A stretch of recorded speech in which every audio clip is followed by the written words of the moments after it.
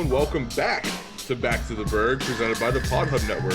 Been gone for a couple weeks, had to take a few weeks off, recharge everything. But today, my guest grew up in Fulton County, Pennsylvania, but now resides in McKeesport, and he eventually found himself at West Virginia University, where he thought he wanted to be a brain surgeon, but luckily for all of us, he didn't do that, and we get to read his words and see his creative mind do whatever it wants. Please welcome my new friend, Hunter Homistek. Hunter, Hey, what's up? yo, what's up, dude? Dude, that's one of the best intros I think I've ever received. You're a man who did your research. You even pronounced my name correctly, which is like all the gold stars right there. Ring them up, man. That's Hey, impressive. that's what I needed, that few weeks off to get back in the groove. I was on a streak there where I was pronouncing people's names wrong. Just needed a couple weeks off, and here we are. You came back slamming with Homistek too. You came in with a challenge. That's like Steelers Ravens on your first week back. I love it. Yeah, exactly. So, Hunter, it's awesome to meet you finally. We've been trying to get this done for a couple weeks now. But yeah, just tell me about yourself. Tell me, like, what was it like growing up in Fulton County, Pennsylvania? I've never heard of that. That's like a recurring theme on this show. It's like I didn't know what was 15 minutes outside of Beaver County. Yeah, man, that's really funny. And most people for sure don't know Fulton County. It's like every time we go somewhere and somebody asks me where I'm from, I just kind of default to Breezewood, PA, Yeah.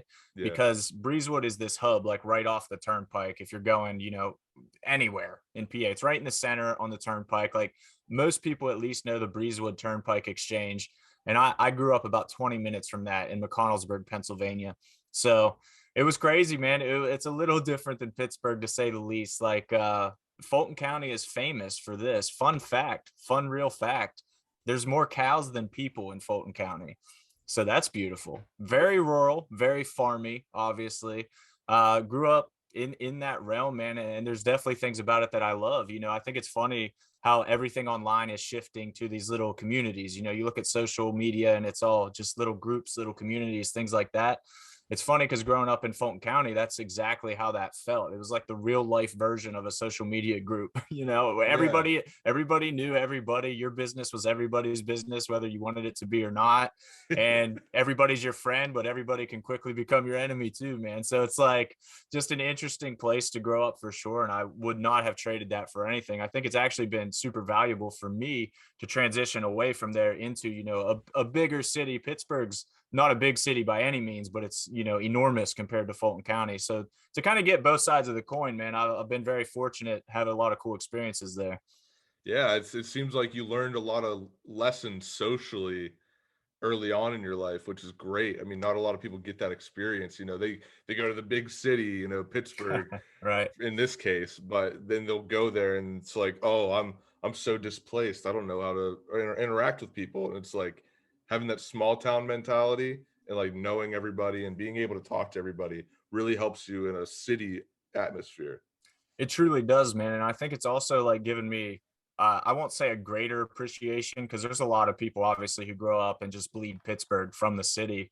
And even though I'm not from here, I still definitely relate with those people, because I think growing up in such a small town, it's made me appreciate a lot of the things that the city has to offer, because I know that you can't just get this everywhere. Like, I can't tell you how many people I've spoken to who are from the area, but like a suburb, like somebody from South Hills could be like, oh, I never go to North Hills, or I never really go to Lawrenceville. Like, I never see the city because this is just where I grew up and I stay in my little suburb basically. And that's always been so crazy to me. So like I come here and I want to see it all. Like I want to go Yeah. everywhere. I want to experience everything. So it's kind of cool, I think, getting that, coming from Fulton County versus actually growing up here has, in some cases, like I said, not all cases, but given me a greater appreciation, I think, for what the city does have to offer. Yeah, I'd agree because I mean, I grew up in Beaver County. I was like a 35-minute drive from the city. And it's like whenever I went, I wanted to go everywhere, Yeah. And like you're saying, all those suburbs and everything, everybody's like, oh, I don't really go anywhere. It's really weird to think about it that way. It is, man. It's crazy how many people I bump into that say stuff like that. Like I'll be talking to somebody and be like, "Oh, did you go to this restaurant or this brewery or see this thing?" And they're like, "No, I really don't leave Mount Lebanon or whatever." And Yeah. it's like, "What?" Like, what? There's Yeah. a lot out there, man. So now let's talk about you and like your youth. Like what sports did you play growing up? Was it the usual typical like baseball, basketball, football, or were you out there playing lacrosse? No, man, I'm a big funny. lacrosse guy. I don't know if you knew that. I did not know that, but that's cool, man. Lacrosse is pretty sweet. I watched a couple lacrosse matches, games, whatever they're officially called at Yeah. WVU, just for fun, just to watch their team. So that was cool. But the downside, here you go, of Fulton County, is that we literally didn't have a football team. We didn't have enough kids to field a football team. So there was no football growing up, just kind of my friends and I playing in the backyard or playing at the school playground, which sucks because football was my favorite sport to play for sure. Like I would rather have played football than anything. My dad played football in high school and was a huge football guy. That's why I like Pittsburgh sports and everything, was his influence on all that. So just grew up bleeding the Steelers and everything, like a lot of kids did in and around this area, but didn't have football to actually play in school. So that definitely sucked, man. But I pivoted to basketball. Basketball was my big one that I really, really loved. I ended up obviously going to WVU, but my second choice was Juniata College, and could have played basketball there at the D3 level, but get up to WVU, wasn't making that team, and that's okay with me. But I loved it, man, in high school. That was my sport for sure. When I was a senior, I did track. I did triple jump and high jump and 100-meter relay, just kind of for fun. I never did track in my life, but as a senior, I was like, hey, it's my last chance. Might as well go do something else after basketball's over. So that was it, man. No Yeah. baseball for me. No football, no wrestling. We didn't have a wrestling team either. So yeah, it's crazy. It was kind of limited there. Yeah, I was gonna say I had a similar experience with track and field. I did it my senior year, and that was it. But that was because I knew we had a really good team, and I'd never Nice. won a WPIAL championship. I was like, I'm gonna go. I'm gonna pull LeBron, D Wade, whatever. I'm gonna go ring chasing and go get the field title. Did So you that's guys what win? yeah, we won. I didn't Yeah. have to do anything. Hell yeah. I Just threw two shot puts, and it didn't even matter. That's beautiful. See, that's the way it's done, LeBron. Take notes. There we go. So you're also really into combat sports. How did that? Is that something that developed at a young age, or did that come later on? Yeah, it came a little later, I don't know how into the UFC space you are, but there's a huge like contingent of diehard, hardcore UFC MMA fans that have been watching it since UFC 1 and like the Yeah, early Pride days and things like that. And I was definitely not that guy. I've never pretended that I was in on the ground level. I mean, it started in 1996, so I would have been 5 years old, kind of didn't catch that train. But yeah, when the Ultimate Fighter blew up, I'd say, 2005, 2006 ish is when I started getting to the sport a lot. It was like Chuck Liddell versus Tito Ortiz, and Randy Couture was everywhere. Those were the guys at the time. And my cousin, who actually lived out this way, Pittsburgh, Western PA, a little more in Uniontown, PA, he would always get the pay-per-views around that time, like 2006, 7, 8, my sophomore, junior, senior year of high school. And we would travel, every Saturday that there was a pay-per-view, we would go to his house and watch it with him. And just that experience made me fall in love with the sport so hard, man. I mean, anybody who's watched it, I think, likes it. You don't like casually just watch one UFC card, I don't think. Maybe there are a lot of those fans now with kind of the Conor McGregor effect and things like that. yeah, But back then, like if you were watching it, you watched it because you loved it. You weren't trying it out. You already knew you liked it. So I just fell in love with it, like a lot of people at that time, as the sport was completely exploding. And then when I got to college, which we'll get to why the brain surgery thing didn't happen, but eventually in college, if we fast forward a bit, I was the editor at WVU's school newspaper, the Daily Athenaeum, and MMA just got legalized in West Virginia when I was there. So they had their first event in Morgantown ever when I was the editor of the paper. So I was like, well, I'm obviously going to go cover that. yeah. Like that's me. That's my assignment, guys. I'm taking this one.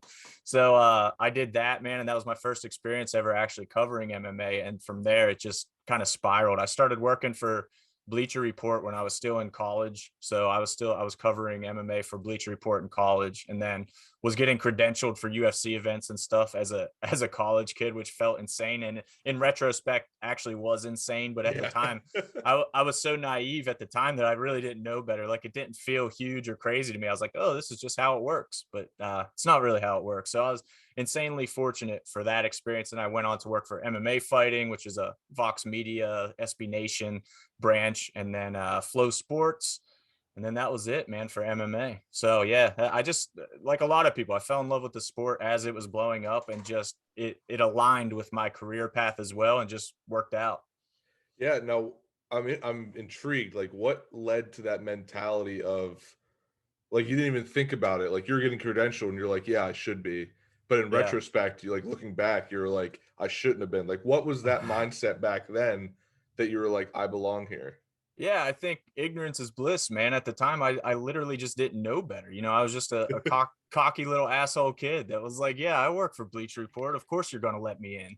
Like, not it wasn't really that aggressive, guys. Like I wasn't quite like that, but I mean, you could distill it down to that kind of mentality. I never felt like moments were too big for me or would shy away from opportunities. Like I've chased opportunities almost to a fault throughout my life, and that's even still something that I struggle with today. Is I just say yes to everything. Like I just want every chance to get out there and do something cool, even when it's maybe extending myself. So when Bleacher Report came knocking, so to speak, Yeah. and I was like, yeah, like they just wanted interns at the time, which I understand, and I was a college kid, provided a couple writing samples, got in, and was just doing extremely well. And then they like fast tracked me in this featured columnist program, it was called.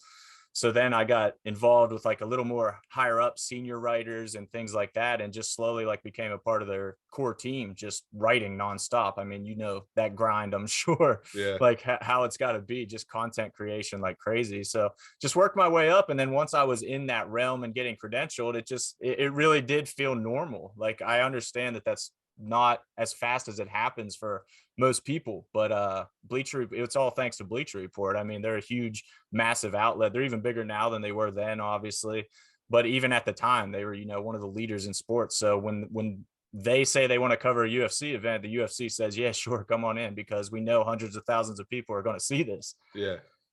So I want to get back to that in a little bit, but we have to backtrack a little bit. We've been talking about WVU a little bit. We got to find out how you got in there and how the hell you thought you were going to be a brain surgeon. Yeah. Well, it all comes back, you see, Cody, to that cocky asshole comment that I made, because so I did extremely well in school, always. Like I was always that kid that didn't study and just did well in the tests and got good grades and things like that, which my sister is the exact opposite. She studied like crazy, still got good grades, but we got there two very different ways. She was very organized, very studying, taking notes, studying the notes. And she is 3 years older than me, 4 years older than me, and was already in WVU when I was in high school. And she was on the med school path. She is a doctor now, actually, in Charlotte, North Carolina. She did the damn thing, as they Yeah. say. Uh, so I was just in high school and truly had no idea what I wanted to do at the time at all. So my mentality was just like, oh, well, if Cody's going to be a doctor, I got to one up her. I'm going to be a brain surgeon then, Yeah, because yeah. it was like the craziest thing I could think of. And I mean, like I said, I had the grades, the SAT scores, I had everything I needed to qualify for almost wherever I wanted to go, which felt amazing. But I was like, let's stick kind of close to home. Let's one up Cody, my sister, and let's see what we can do here. And then obviously I get in probably sophomore year, organic chemistry, and it wasn't funny anymore. Like the joke wasn't it wasn't cool anymore. I was instantly Like like, one-upping your sister wasn't that funny anymore. no, it's like, this is not worth being miserable over, actually. So organic chemistry broke me, man. It really did, because like I said, I was always the kid who didn't study for anything and just showed up and took the test. And that even worked freshman year of college. The same mentality worked. And then organic chemistry happened, and it didn't work anymore, to say the least. I remember getting that final exam and literally just looking at every question, because like I'm sure like in college you don't have to show up for class. Like sometimes they have attendance requirements, but this class didn't. So Well, my college was a little different. We only had like 13 students in the classroom. So it was like, if fair. you're not there, you're getting an email. Okay, fair. Yeah, in these 200-person auditoriums at Yeah, WVU, no the one cares. professor didn't care too much. So I showed up, took the final. I looked at every question, and I was like, they're all open ended. No multiple choice, no nothing. It was all open ended, and I was like, I literally can't answer one of these. And I actually wrote sorry at the end of the test. Like I was like, I'm sorry that this is so bad. I apologize for not Oh my taking this goodness. class seriously, because so it hit me right then. I'm like, okay, this is not the way. Like this is not cool to just do this anymore. So I knew that I was either going to have to devote my life to chemistry and organic chemistry and these classes to get where I wanted to go, which obviously my sister did. So I saw her doing that. I knew what I had to do. And I said, yeah, I don't want to do that.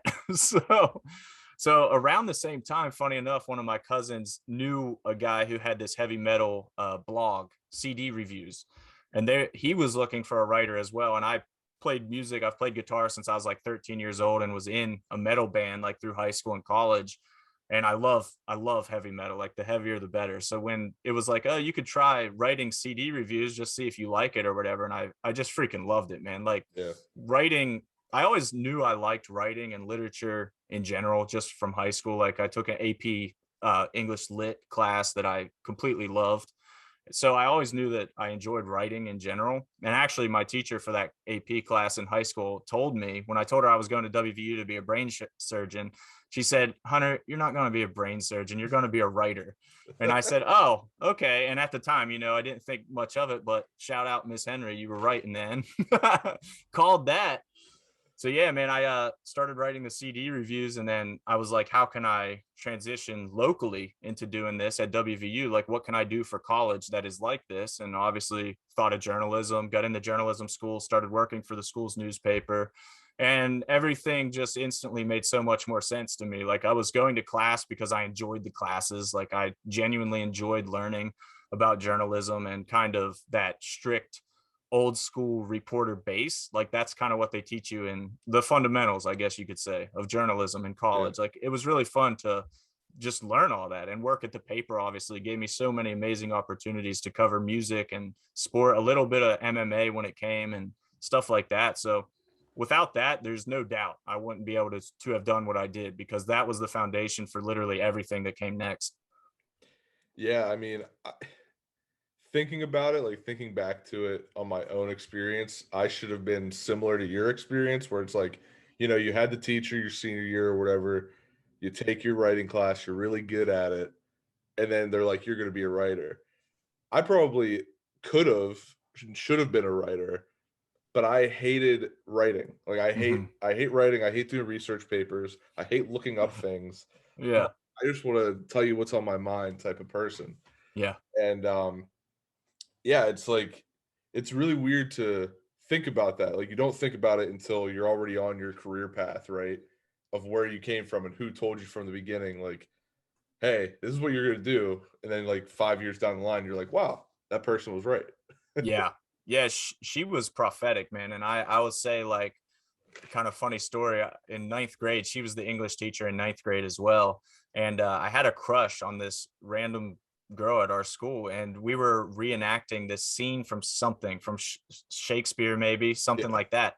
And she was like pairing up students to act out in front of the class, and like it was time for a dance, like a kind of romantic little dance, and she paired me with that girl I had a crush on. So I'm like, I think she's a witch or something, man. Like I think she knows, like she can see the future or like something. I don't know. Miss Henry, you need to come clean. It's time.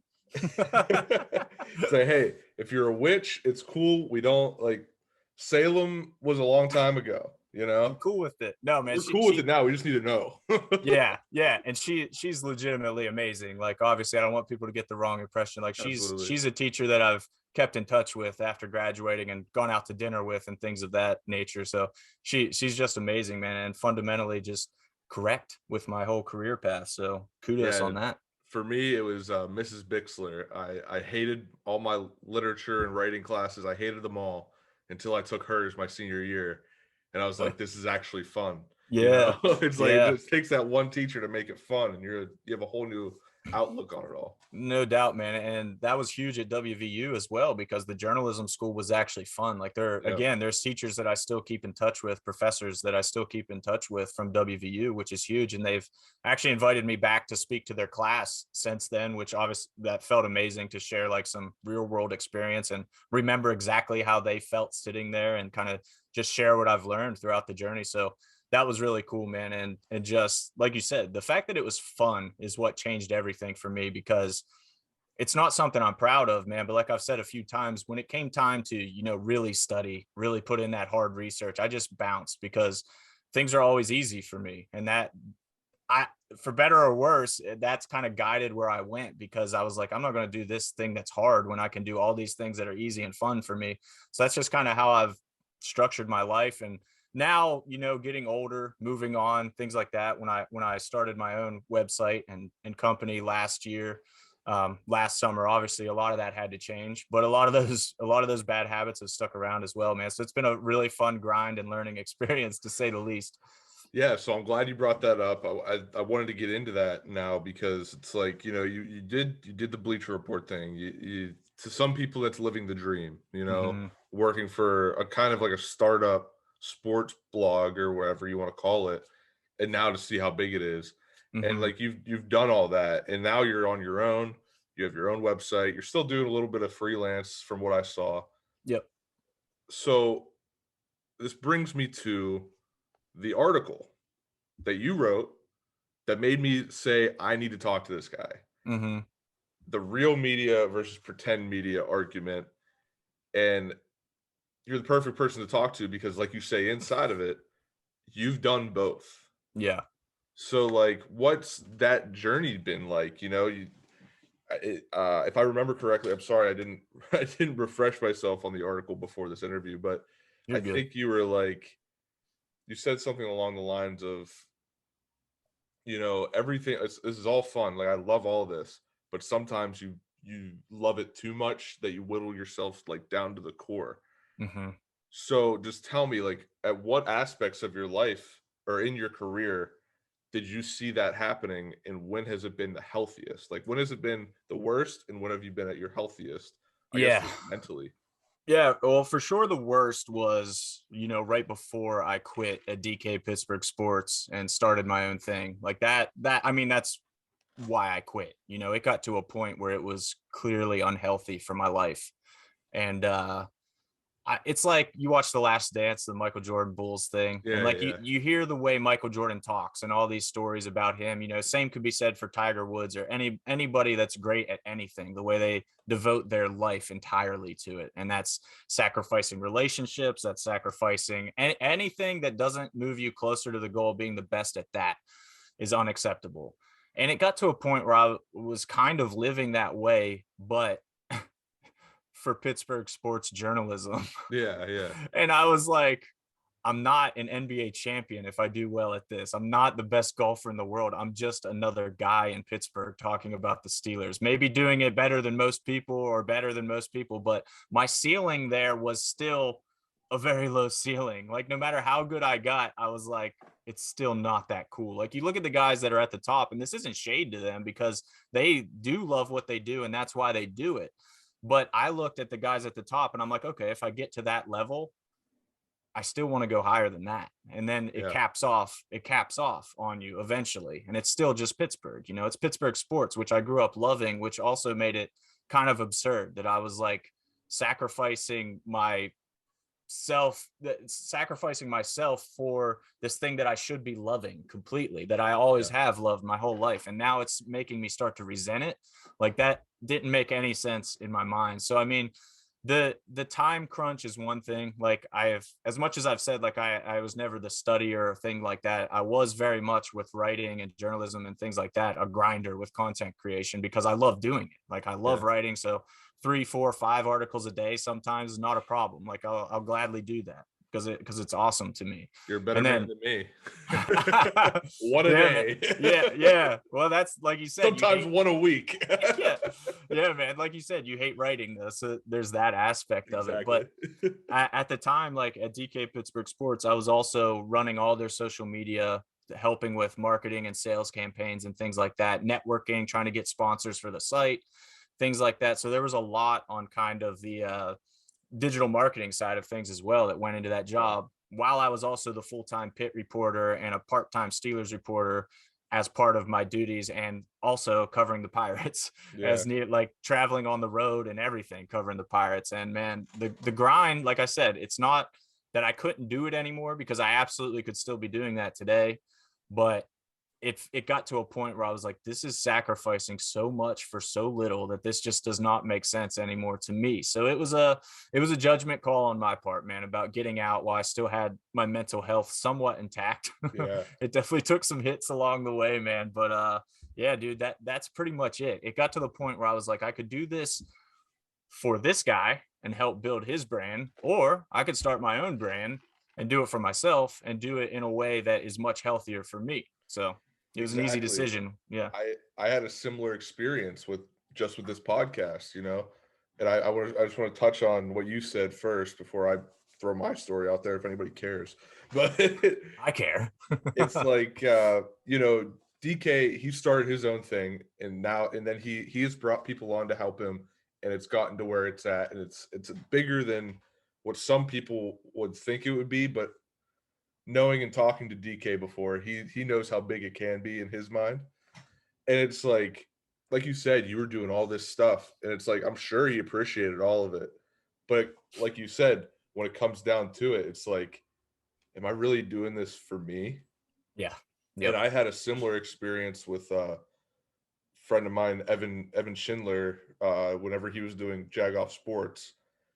And like I met up with him, we did some content, and then he was like, "Hey, do you want to write for us?" And I was like, "Yeah, I can give you 2 blogs a week." And it's like I'm not like a I'm not a stats guy. Like I told Mhm. that to a couple people in the content realm. Like I'm not a stats guy. I like to entertain people. So like these blogs were just like me telling stories or making up funny stories, like parody stories. Dude, that's great. And it was fun and I liked it and I really enjoyed it. And then I was like, I need to do something more to help Jagoff Sports. Hmm. So I started this podcast. And then I was like, what else can I do? Hmm. But then you start to realize, or at least in my situation, it was like, I'm the only one doing anything for this website. Yeah. And Yeah. that's when I was like, okay, do I want to try and make this bigger or do I want to do what benefits myself in my career path and take it on myself and just do that? And it's just one of those things. It's like, you got to realize, okay, when am I doing it for myself and when am I doing it for like somebody else's benefit, you know? Yeah. Oh, dude, it's such a great lesson, and that lesson right there is exactly what prompted that blog post that you started this whole conversation with, because that's it, man. You have to know when to tap out. Like you really do. Not to use a cliche, MMA term on you Yeah. guys there, but At least you you're not wearing a tap out shirt when you said it. yeah, right. Damn, that's in the closet. Don't worry, I got plenty of those too. But man, you have to know like what your limit is, and that's going to be different for every person. Even at DK, I've seen people come and go plenty there, and I was there for 18 months, which in the grand scheme of things is a really long time at that company. So I knew how much I could take and knew what I was capable of, and just literally felt like I had nothing more to prove there and it wasn't worth it anymore. So I got what I wanted out of it for sure. It was a great experience and I'll never, say anything negative on that realm. The experience it gave me, I wouldn't be able to do what I did immediately after leaving if I didn't do that first. No Yeah. doubt. Like every time I tell somebody like how my stuff's going and they're all like, wow, that sounds amazing. Like, why didn't you do that before? And it's literally like I couldn't do it Yeah, before. Like, you needed to learn the lessons to be able to yes. know how to effectively do it now. Yeah. Yeah, man. There's this fighter. He's currently in Bellator. He fought for the UFC for a long time. This light heavyweight, Corey Anderson, and we were on a road trip one time when I was running Flow Combat with my boy Dwayne Finley, and we were interviewing Corey, and he said something like it was like pretty profound at the time, and it's stuck with me ever since then. He said, "Things don't always work out how you want, but they always work out how they need to." Yep. And I was like, that's amazing. Like, especially for a fighter to hear that, because this is a guy who climbed, very close to the title several times, but would always lose that number one contenders fight. Yeah, yeah. But now he's back in title contention again, like to this day for Bellator. So he's the embodiment of that. It's like, yeah, I might lose and I might have to lose though. Like that loss is what's going to make me better moving forward. So with that whole DK situation and transitioning out of there, starting my own thing, I think about what Corey said, and I'm like, that's so true. Like, I'm not happy with the way things ended and with the way things were going towards the end. That made me feel like I had to quit. But having that experience for sure is what gave me the confidence to set out on my own and take those lessons and be like, I know what not to do. And that's incredibly valuable. Like, you can't really know what to do if you don't know what not to do first. Like, if you don't know the rules, you can't break them, kind of deal. Yeah, So yeah. it was that, man. So after that, it's like not a great experience, but a very necessary experience. Yeah, and I mean, getting back to the essence of the article, the pretend media, and like how, some of us, we do it. Like me, I just told you beforehand, like I had to take a break. Like Yeah. I'm Yeah. I'm only doing one podcast, but there's so much that goes into doing this one podcast. It's like you're reaching out to people, you're sending emails, you're dealing with not getting replies to those emails. Right, It's dude. all the mental shit that happens when Mm-hmm. you're dealing with Mm-hmm. that. It's But rough, man. someone who is in this pretend media space, I everybody gives them the credit they're due. I almost hate giving them the credit because it's just all the time. So you guys are great. Is Tyler and Zach Smith. Tyler Right. Tyler Weeks and Zach Smith. I almost couldn't say their names that way because I'm actually friends with them and like I call them by their nicknames. Right. Right. But it's like those guys with Around the 412 have really honed in on the fact that we're doing this for fun. And if nobody likes it, nobody likes it. If everybody loves it, then we'll bring them along for the ride and we'll see what we can do with it. And they're what I think a lot of like small time podcasters or whatever aspire to be. Mm-hmm. Just let's go do this for fun. And if it works, it works. If it doesn't, it doesn't. And we just have a place where we can talk about Pittsburgh sports. Yeah, dude. 100%. And that's, I don't know if you listen to Joe Rogan's podcast at all, but you're at least aware of it, I'm sure. Yeah, yeah. And biggest podcast in the world. And that's exactly what he talks about all the time. He's like, do you guys remember our first couple episodes where we were literally just a couple friends getting high on a couch and with a microphone? Yeah. Like, that was it. It's like, he's like, I never expected it to get to this point, but we just stayed true to it, man. And Around the 412 is very similar. I'm glad you brought them up because they're great guys. First of all, they deserve the love and exposure.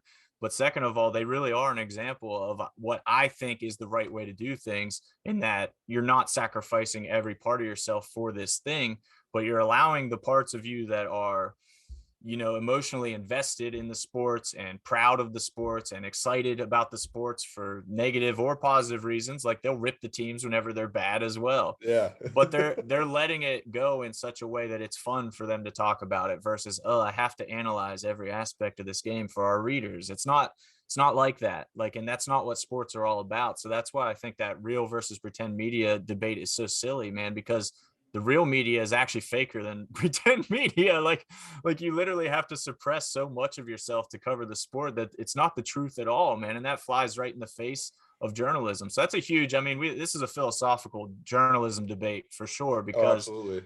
it's how I've felt ever since even journalism school. They hammer out, there's no bias in your story. You can never have bias in your story. And it's like, but thing is, professor, I'm a human being, so Yeah. I have bias inherently inside me. Like, it's not that I want to project bias, and I never seek out like, oh, let me go write this super biased story.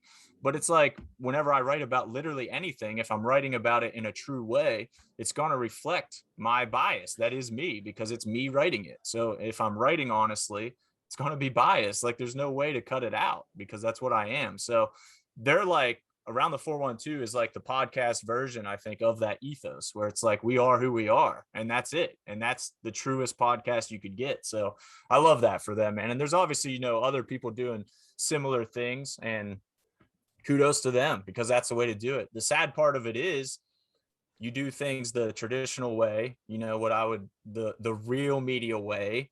There's way more full-time jobs in that world. Like, Yeah. when I was working at DK Pittsburgh Sports, it was a solid salary. You could count on that paycheck. You had health benefits. It was good. You were set in that department where you didn't have to worry. Whereas whenever you're grinding, like Around the 412, I have no idea what kind of money they make, but I assume it's not like a full-time living wage yet. Yeah, I mean, from what I know, like they don't tell me everything, obviously. They like to keep it close to the vest, but Yeah. like they make a couple bucks from their their presenting sponsor, which I think is Crowworthy. They make money a little bit from them, like it's like pocket change. And then they have their real jobs. And like I think that's what people don't understand either, is that they do all these giveaways and shit. Yeah. That's coming out of their pocket. That's not like, Right. oh, we got a sponsor. It's like, Yeah. No, they don't have a sponsor paying for that. They're paying for sure. that because they love it and they Yeah. want to give back to the people that have given their time to them. Yeah. Dude, they're so good at so many aspects of this whole thing. Like the giveaways you just mentioned, they're so huge on social media, as you've seen. Like if you want to get followers, pro tip, give something away. Yeah. People will absolutely follow I've you done if you're yeah, yeah. it. If you're giving away free stuff, people will come 100% of the time. So it's cool to watch them navigate that. And like you said, knowing that they still have full-time jobs, which gets lost in a lot of shuffles. Like a lot of just like take whatever Steelers reporter is your favorite. Any of those top level Steelers reporters, guys that are at every game and talking about everything. That's what they do. They're not doing other stuff. They're not like almost 100% of the time. They're not doing other stuff other than focusing on that Steelers beat and owning that Steelers beat because Or they're doing several of the same thing. sure, that's a Like great point that's too. like I've noticed with Christopher Carter, he's one of my favorites now. He does Nice. DK, he does Locked On, he does like he's all over the place. And I Yeah. love it. I love that almost anywhere I go for Steelers content, he's Carter's there. there. Oh yeah, dude, Carter is the man. So Carter's a guy for sure from my time at DK. I still keep in touch with him. Have beers with him when I can. Talk to him when I can. He was actually at the latest 247 Fighting Championships card Oh, that they nice. had in Monroeville. So I got him tickets to that to show up. He and his girl had a great time there. So Carter's the man, dude. And he again, like you want to talk about around the 412 being a good example, I would for sure throw Carter into that discussion as a great example of how to diversify yourself and don't get stuck in that one place. Like he's working for all these different outlets, doing it, kind of piecemealing it all together. Yeah. That's where it's going, man. That's absolutely where this whole thing is going. I mean, just to tie it back to MMA because it's what I can speak to the best. Ariel Hawani is the premier MMA journalist on earth. You know, he was working for ESPN on TV. He was everywhere, cashing 6-figure checks a year. I'm sure, like high level 6-figure checks as well, from what I've heard. So good for you, Ariel. And his contract came up for ESPN, and he didn't renew. And as I understand it, I haven't dug in super deep, but as I understand it, it was Ariel's decision to step away. And now what he's doing is he has all these different he's working for all these different people now. He's starting his own brand. I'm not Yeah. I'm not Ariel Hawani ESPN. I'm just Ariel Hawani, and get me where you want me. I'm going to do all this different stuff, get it wherever you want it. And I mean, And look at who kind of pioneered that. It's a guy from Plumboro, Pennsylvania, Pat McAfee. He kind of pioneered that idea of I'm the brand. mhm. I'll go where I'm wanted. Yep. Yep. McAfee, I would probably throw Bill Simmons into the discussion as well as an Yeah. early guy that said, I don't need ESPN to do what I do. And that's awesome, man. Like that's like you said, McAfee did it a while ago. So it's not like it's this new concept, but it is, in the grand scheme of things, it is still a very new concept for guys to do this because you can get tied down. The Athletic comes knocking and says, I want to pay you $120,000 a year to cover the Steelers. That's tough to turn down. Yeah, You it's know like what I I mean? can turn that down, sure. Yeah, that's tough to turn down. But now, guess what? You're a Steelers writer for the Athletic, and that's all you are. So don't forget that either, because you can't go anywhere else. You Yep. signed the contract. You're with us. So that's the give and take, man. But when you get to that elite level, like when you are an Ariel Hawani, it's awesome to see that he understood that he did not need ESPN anymore, because it's ESPN. That's every kid that grew up loving sports or writing about sports. It's ESPN is the dream. Yep.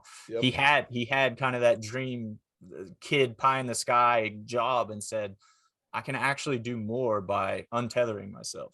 So it's very, I mean, definitely I took inspiration from that. Like you said, McAfee, Bill Simmons, obviously all these guys doing that kind of thing. I was like, let's work for me once instead of all these other people. Yeah, and I mean, what you just said about Ariel is kind of full circle to what you said earlier about how, like, every kid's dream is to get to ESPN, whereas for you, it was, I wanted to be a Pittsburgh sports writer. But then Mhm. once you get there, it kind of seems like it's just a stepping off point. Yes. Yeah, So, 100%. It's funny, man. I actually realized it shortly into my time with DK. I'd say like 6 months in. And I distinctly remember I was in San Francisco covering the Pirates Giants series at Oracle Park. And Nubias Wilborn from the Post Gazette was sitting right beside me. And we had a good rapport and everything. Nubias is the man. I like that guy a ton and respect what he does. And we talked a lot on the road because not every outlet sends writers on the road. So it's kind of like DK, Post Gazette, you know, Trib, like you have your little clique, so to say, on the road, like, you know, your guys. So Tobias was there and I was talking to him, and it was after the game. We had both filed our stories and we were just thinking about heading out for a beer. And I remember just talking about our careers. And I remember distinctly telling him at the time, I was like, dude, this isn't where it ends for me. Like, I'm here now, but I'm not here forever, man. Like, this isn't what I want to do with my life, so to speak. Like, this isn't my end goal. And I mean, kind of called like Miss Henry there, channel my Miss Henry, called my shot there, but it's not amazing, because that's how life works, man. When you align your mind with an idea or a goal, you will get there. Like, as silly as the secret is and stuff like that, like the things that these guys talk about, you know, the law of attraction, I don't think it's necessarily like an instant win. Like, I can't just sit here and think about $1 million and get $1 million. But when you align your mind with realistic goals and realistic ideas of, you know, this isn't where I'm ended, this isn't my ending point, I'm on to better things soon, and you start actually working towards that and building that, man, there's something to it for sure. The power of your mind is actually amazing. Yeah, I mean, that's awesome. I think that's an awesome place for us to leave off. But before we get out of here, just let everybody know what are you up to now, and where can everybody catch up with you? For sure, man. My website is just homistek.com. It's HOMISTEK.com. All my social media and stuff's on there. Contact info's on there. If you guys want to get in touch with me, that's a great way. You could also just find me on social media at Hunter A. Homistek. So I'm on Instagram, Twitter, Facebook, all the typical places, you know. So, but yeah, man, what I'm doing right now is I have some clients in the local Pittsburgh region. So I handle digital marketing, social media, and website ads, things of that nature for various clients in Pittsburgh right now. Moon Golf Club out in Moon, Hampton Beer Outlet in Allison Park. Nice. 247 fighting championships locally here in Pittsburgh as well. And then like you kind of mentioned earlier, I do a lot of freelance as well. So anytime somebody just needs something written, needs help with a website, needs some SEO done on their site, maybe social media, whatever it is, man, I'm happy to chip in and help. And yeah, man, it's great. But shout out to those 3 main clients for sure, because they're awesome. They're local. And it's funny, beer, golf, and MMA, dude. Like I said, fuck yeah.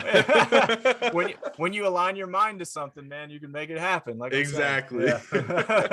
Well, Hunter, thank you so much for coming on, and I'm glad we could get this interview done finally. I mean, hey, it gave me the time off that I needed. I know that. Yeah, right on, dude. I'm happy. I'm happy, man. I'm happy to get it done. Like you said, it was a killer interview. I wish you all the best for sure. All right, thank you, man. I appreciate it.